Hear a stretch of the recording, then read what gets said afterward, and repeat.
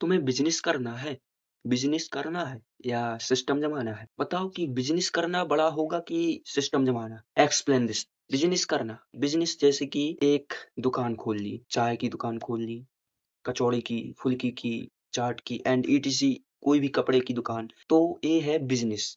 But अगर business से भी बड़ा करना है, सिस्टम जमाना है, तो तुम्हें इस बिजनेस से ही सिस्टम जमता है बट बड़ा होता है। कैसे कि तुम्हारे पास एक दुकान है।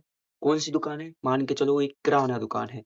बट एक किराना दुकान है, तुम उस पर एक आदमी लगा दो। अगर तुम चलाओगे तो वो छोटा सा बिजनेस होगा। तुम खुद चलाओगे, छोटा बिजनेस है। बट अगर तुमने उसे वहां पर एक एम्प्लॉय रख दिया, तो वहां पर मतलब कि जितना भी दुकान से पैसा आएगा, उसको सिर्फ 5,000 दो, महीने का 5,000 दो।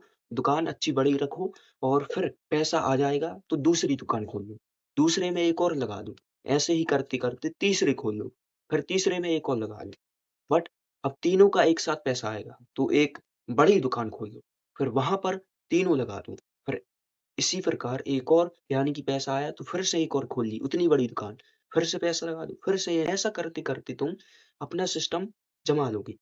तो ये शॉर्ट है, आगे